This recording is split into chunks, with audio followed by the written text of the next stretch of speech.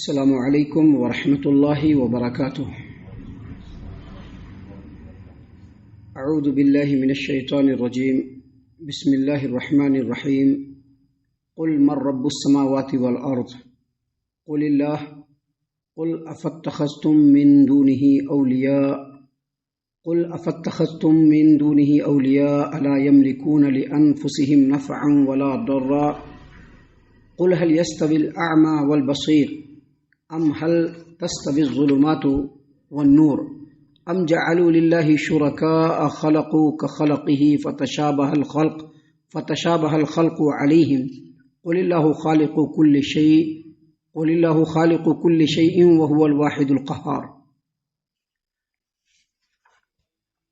محترم سامعین کرام، سورۃ الرعد سورہ نمبر 13 اور اسی صورت سے بھی آپ کے سامنے آیت نمبر 16 تلاوت کی گئی۔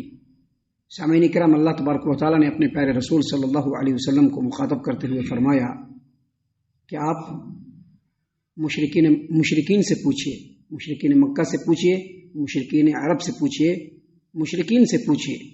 اللہ تبارک و تعالیٰ نے فرمایا کہ آپ کہہ دیجئے، قل، اے محمد صلی اللہ علیہ وسلم آپ پوچھئے، آپ ان سے کہہ دیجئے، من رب السماوات والارض، آسمانوں اور زمین کا رب کون ہے۔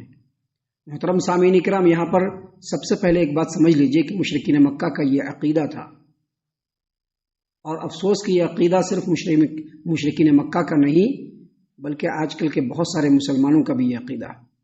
مشرکین مکہ کا یہ عقیدہ تھا کہ آسمانوں اور زمین کا پالنے والا، پیدا کرنے والا اللہ تبارک و تعالیٰ ہے، تمام مخلوقات کو روزی دینے والا بھی اللہ تبارک و تعالیٰ ہے، ہر چیز کے اوپر اختیار رکھنے والا بھی اللہ تبارک و تعالیٰ ہے، ہر ایک کا اللہ اور رب بھی اللہ تبارک و تعالیٰ ہے۔ لیکن یہ جو ہمارے معبودان ہیں، یہ بزرگان ہیں، یہ اولیاء اللہ ہیں، اور یہ اللہ تبارک و تعالیٰ کے نزدیک بہت قربت رکھتے ہیں، اور یہ اللہ تبارک و تعالیٰ کی بارگاہ میں ہماری باتوں کو، ہماری سفارشوں کو، ہماری دعاؤں کو پہنچاتے ہیں۔ اس لیے ہم ان کو پوچھتے ہیں، ان کو نظر و نیاز چڑھاتے ہیں، ان کی ہم عبادت کرتے ہیں، ان کو ہم پکارتے ہیں، ان کو ہم مشکل کشا اور حاجت روا سمجھتے ہیں۔ اس کی وجہ بس یہی ہے کہ یہ ہم کو رب العالمین سے قریب کر دیں گے، ہماری باتوں کو اللہ تک پہنچائیں گے، اور ہماری بگڑی اس طرح سے وہ بنا دیں گے۔ سامعین کرام، یہ مشرکین مکہ کا عقیدہ آپ غور کریں گے تو یہ عقیدہ آج کے ڈیٹ میں بہت سارے مسلمانوں کا بھی ہے۔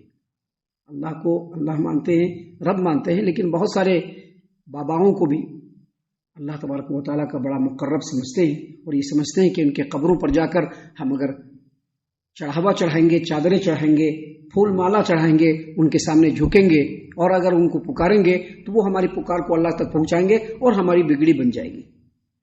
گویا مشرکین مکہ بھی اللہ تبارک و تعالیٰ کو رب مانتے تھے، آسمانوں اور زمین کا، پورے کائنات کا۔ دیکھیے اللہ تبارک و تعالیٰ نے پیارے رسول صلی اللہ علیہ وسلم کو مخاطب کرتے ہوئے کہا کہ آپ مشرکین مکہ سے پوچھئے، من رب السماوات والارض، آسمانوں اور زمین کا پالنے والا کون ہے۔ قل اللہ، اور پھر ان کو کہی کہ اللہ تبارک و تعالیٰ۔ یہاں پر اس مقام پر پیارے رسول صلی اللہ علیہ وسلم کی زبانی اعتراف ہوا ہے، اعتراف کیا گیا ہے کہ آپ کہہ دیجئے کہ آسمانوں اور زمین کا رب کون ہے، اللہ تبارک و تعالیٰ۔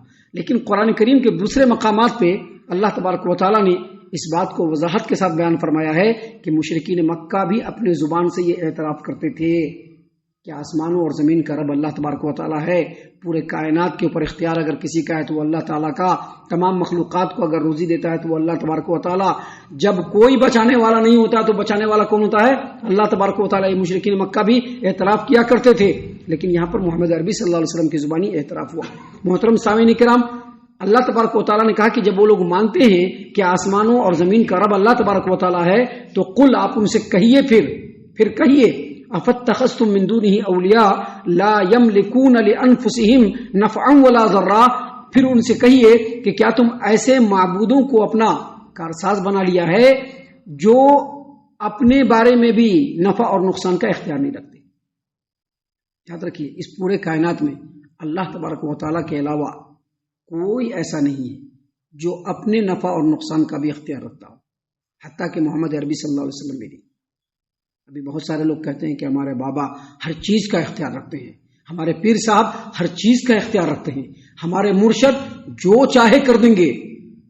لیکن اللہ تبارک و تعالیٰ نے تو اس قرآن کریم میں اپنے پیارے رسول محمد عربی صلی اللہ علیہ وسلم کو بھی کہہ دیا کہ آپ کہہ دیجئے کہ لا املک لنفسی ضرا ولا نفعا، آپ کہہ دیجئے کہ میں اپنے لیے بھی نفع اور نقصان کا اختیار نہیں رکھتا۔ یہاں پر اللہ نے کہا کہ آپ ان سے پوچھئے کہ جب پورے کائنات میں اختیار اللہ تبارک و تعالیٰ کا ہے، آسمانوں اور زمین کا رب اگر اللہ تبارک و تعالیٰ ہے، پورے کائنات کے ذرے ذرے پر بلا شرکت غیر اللہ تبارک و تعالیٰ مالک و مختار ہے، تو آپ اللہ تبارک و تعالیٰ کو چھوڑ کر آپ لوگ ایسوں کو اپنا معبود کیوں بنا لیا ہے جو اپنے بارے میں بھی نفع اور نقصان کا اختیار نہیں رکھتے؟ محترم سامعین کرام، اللہ تبارک و تعالیٰ نے آگے پھر پوچھا، حالانکہ یہ پوچھنا نہیں بلکہ انکار ہے۔ اللہ نے کہا کہ قل، اے محمد صلی اللہ علیہ وسلم آپ کہہ دیجئے، هل يستوي الاعمى والبصير، کیا آنکھ والا اور اندھا دونوں برابر ہو سکتا ہے؟ آنکھ والے اور اندھے دونوں برابر ہو سکتے ہیں؟ مطلب نہیں ہو سکتے ہیں۔ آگے کہا ام هل تستوي الظلمات والنور، کیا اندھیرے اور روشنی برابر ہو سکتے ہیں؟ مطلب آنکھ والے اور اندھے برابر نہیں ہو سکتے ہیں۔ بالکل اسی طرح سے جو موحد ہوتے ہیں اور جو مشرک ہوتے ہیں دونوں برابر نہیں ہو سکتے۔ کیوں؟ کیونکہ موحد کا جو دل ہوتا ہے وہ توحید کی بصیرت سے معمور ہوتا ہے، لیکن مشرکین کیا ہوتے ہیں؟ کفر و شرک کے گھٹا ٹوپ تاریکی میں بھٹکتے رہتے ہیں۔ مشرکین نور توحید کو دیکھتا ہے، جبکہ موحد نور توحید کو دیکھتا ہے، موحد نور توحید کو دیکھتا ہے، جبکہ مشرک ان چیزوں کو نہیں دیکھ پاتا۔